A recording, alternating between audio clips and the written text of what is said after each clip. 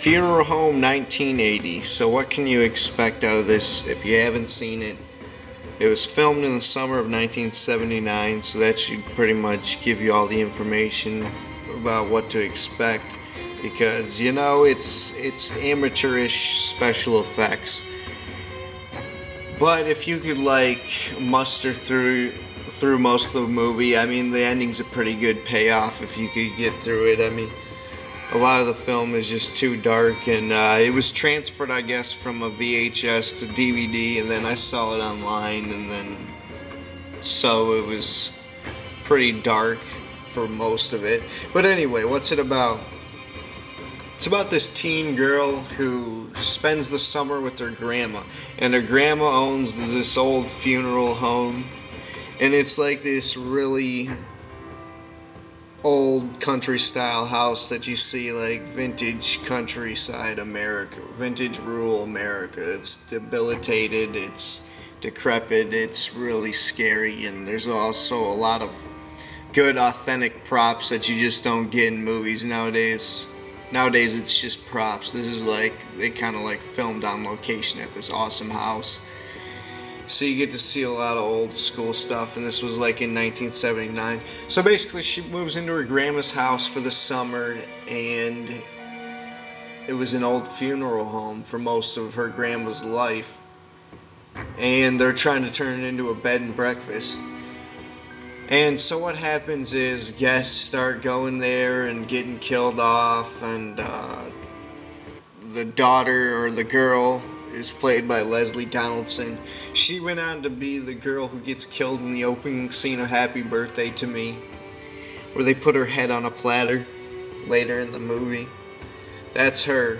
She also was in, I think, Deadly Eyes, another 80s slasher, or Deadly Stranger, one of the two. And so it's low budget, and it's still a whodunit though, so that gives you some sense of mystery and makes you want to watch it.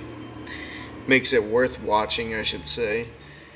But, okay, so she's dating guys, and we slowly hear the story about how the grandpa used to be a crazy old guy who used to lock local kids in the cellar, and it's a small town, you know, and there's a lot of gossip about the old funeral home, and her grandpa's now missing, or has been missing for years. They think he supposedly ran away with another woman.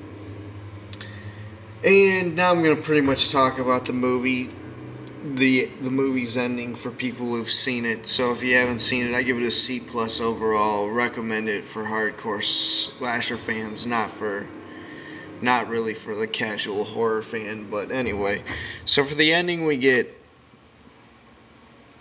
first off, this poster has like, it shows like a graveyard in the yard.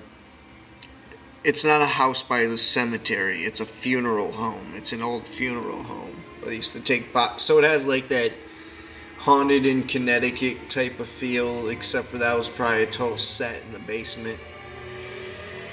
So anyway, the grandma ends up being the crazy one, and what happens is it's an old French term that they refer to as folie à deux, which is also known as shared psychosis, which she's able to channel her lost husband, who she actually killed, and preserve the body, but she keeps him around kind of Norman Bates schizo style in the cellar of the basement. That's why they kind of ended the whole thing. So she preserved him, basically pickled him, and then for the total ending she goes really crazy. It's an awesome performance, and she's tearing up this basement and all these jarred up vegetables from her garden. It's pretty fucking awesome.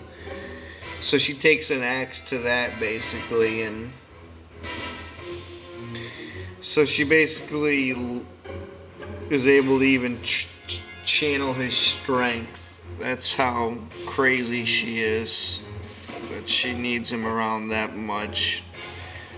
And she was that crazy, and she was able to snap out of it kind of when she realized that she was taking an axe to her grandkids. So she doesn't even kill Lesleh Donaldson, but she kills like the kid. Actually, she just kind of beats him up. Okay, so C plus overall. Definitely recommend kind of watching. And anyway, this was JBM from Villain News, Mr. Creepshow 9 Villain Radio. Click on the channel for more horror, sci-fi, and comic book videos. I'm out. Thanks for watching.